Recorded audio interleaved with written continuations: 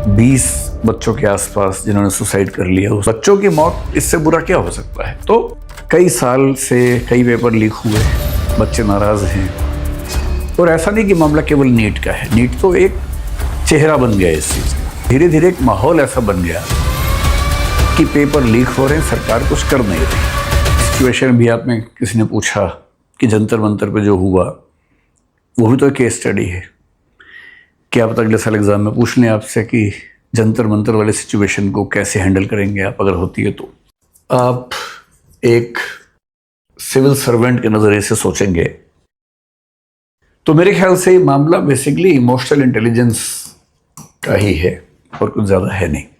जैसे अभी हमने थोड़ी देर पहले जो पढ़ा कि इमोशनल इंटेलिजेंस के लिए बहुत ज़रूरी ये होता है कि आप ये समझ पाएं कि आपका अपना जो मेंटल स्टेट है, मूड है, इमोशन है, वो कैसा है और उसे रेगुलेट कर पाएं। यानी ऐसा कुछ ना कहें, ऐसा कुछ ना बोलें जिससे बिना बात के तनाव पैदा होता हो।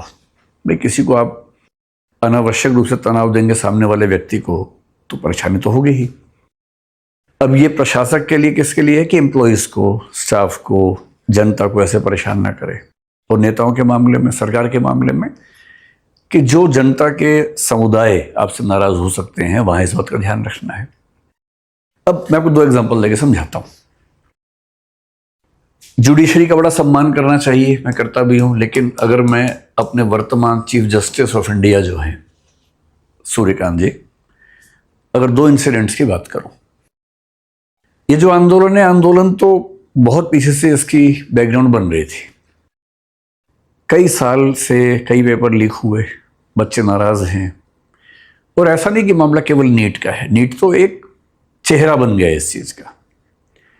पेपर तो और भी लीक हो रहे हैं, एसएससी में भी हुए, कई एग्जाम हुए ही नहीं, यूजीसी का हुआ। तो धीरे धीरे एक माहौल ऐसा बन गया कि पेपर लीक हो रहे हैं, सरकार कुछ कर नहीं रही। कई पेपर ऐसे हैं जो राज्य सरकारों में लीक हुए, पर जब जनता नाराज होती है वो ये नहीं सोचती कि पेपर किसका लीक हुआ, बस ये कि माहौल है कि पेपर लीक हुए। नीट 2026 ने इस माहौल को गहरा कर दिया। 20 बच्चों के आसपास जिन्होंने सुसाइड कर लिया, उस बात से माहौल और खराब हो, क्योंकि बच्चों की मौत इससे बुरा क्या हो सकता है। तो समाज में तनाव था। मेरा ख्याल है कॉकरोच जनता पार्टी को नीट मामले से बुनियादी तौर पर कोई सीधा मतलब नहीं था।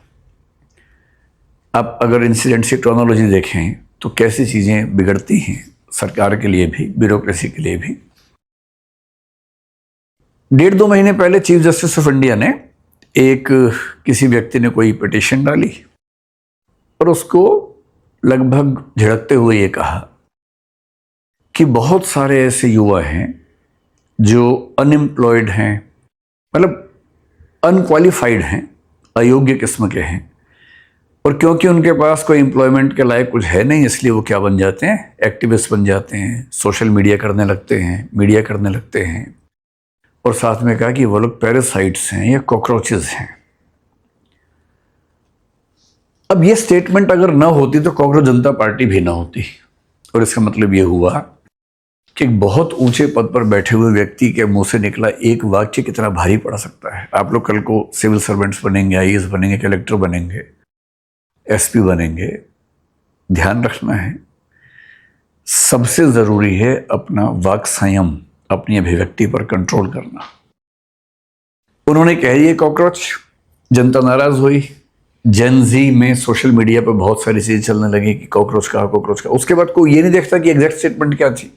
यह भी ध्यान रखिएगा, आपने एग्जैक्टली क्या कहा कोई नहीं देखेगा, उसमें से केवल एक शब्द या आधा वाक्य निकलेगा। अगर आपने पूरी बात कुल मिला के ऐसी कही हो जो अपने आप में दिक्कत की नहीं है, तब भी अगर उसमें कोई हिस्सा है तो दिक्कत का हिस्सा बनेगा। वो बात फैल गई, पॉपुलर हो गई। और तब अचानक एक लड़के ने, अभिजीत दीपके ने, अमेरिका में कहा कि अगर ऐसा हो कि सब कॉकरोच इकट्ठे हो जाएं, पेज बनाया। जितनी कल्पना किसी ने नहीं की होगी, शायद कितने 2-2.25 करोड़ लोगों ने उसको फॉलो कर लिया। इतनी बड़ी पार्टी बन गई। जब इतनी बड़ी पार्टी बन गई तो उनको लगा क्यों ना हम एक आंदोलन करें। और पिछले 12 साल से सरकार है, कोई ऐसा बड़ा आंदोलन, किसान आंदोलन छोड़ दे अगर, तो सफल तो नहीं हुआ था। और बहुत दिनों से कसमसाहट लोगों में थी, मौका ढूंढ ही रहे थे। तो नीट का पेपर लीक होना, कुछ बच्चों का सुसाइड करना एक ऐसा आधार मिल गया जिसने बहुत सारी बेचैनियों को इकट्ठा कर दिया।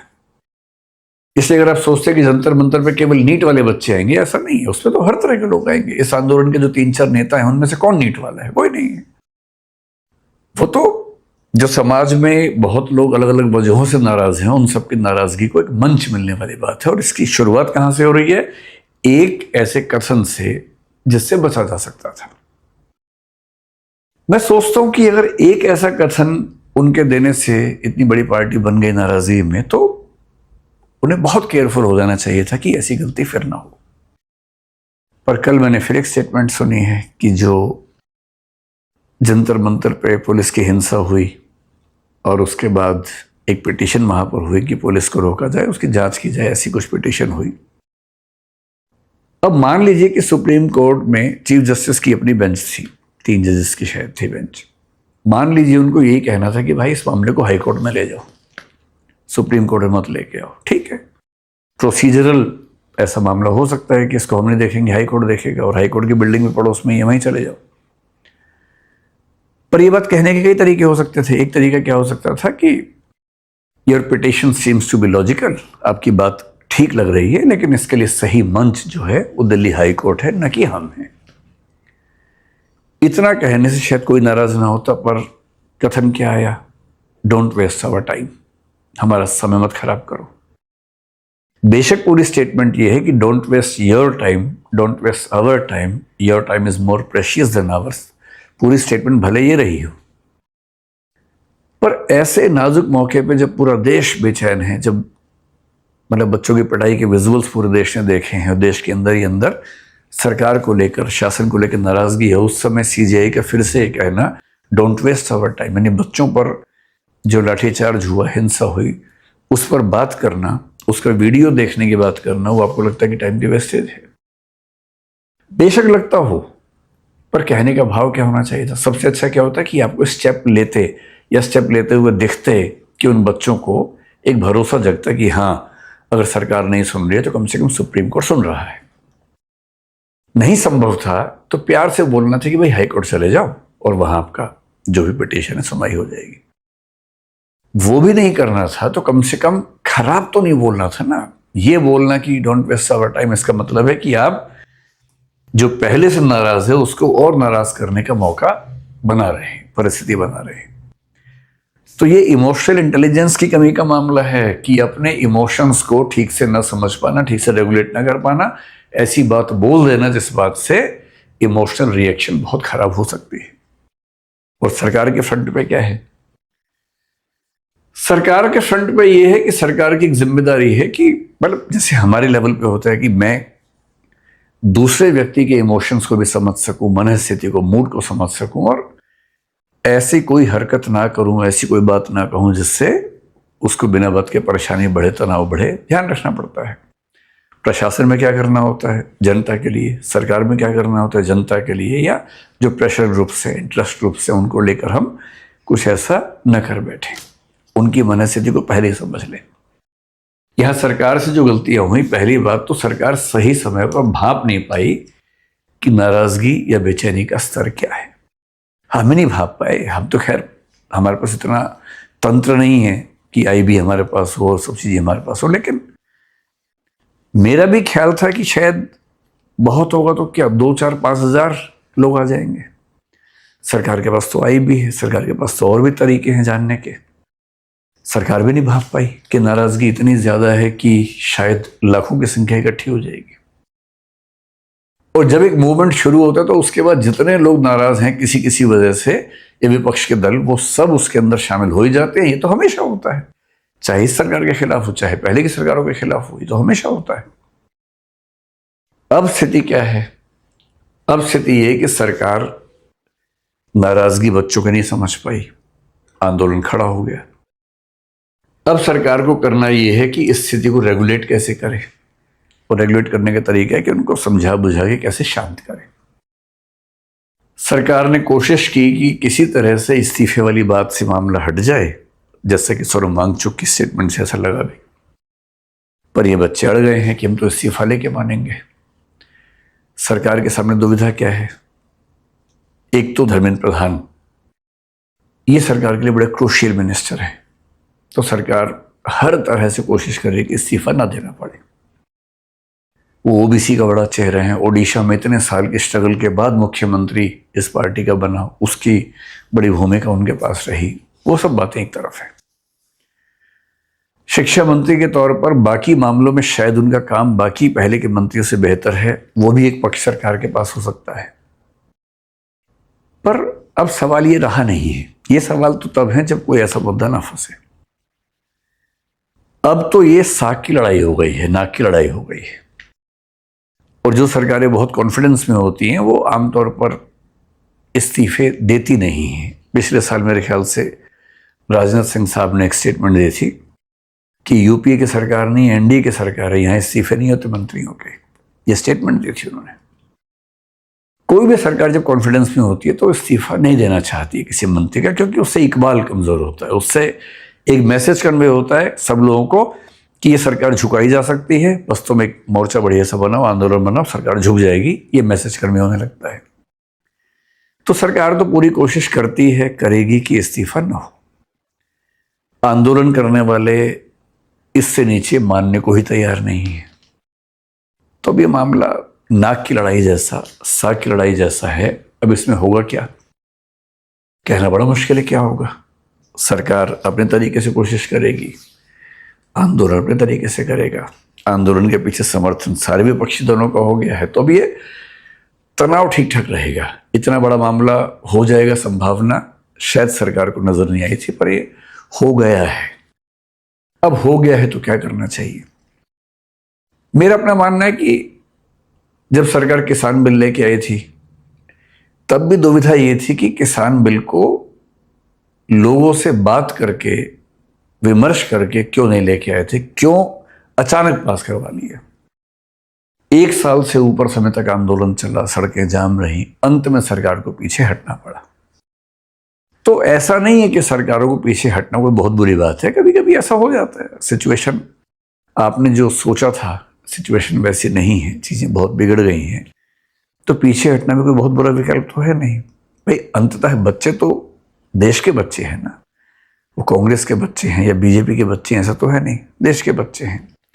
और अगर बच्चों को ऐसा लगने लगा है कि एक सिंबॉलिक विक्ट्री के तौर पर हमें उस व्यक्ति का इस्तीफा चाहिए जो बेशक इस प्रोसेस में रोजमर्रा इन्वॉल्व नहीं था, पर जिसकी अकाउंटेबिलिटी बनती है अंतिम रूप से उस मिनिस्ट्री को संभालने की।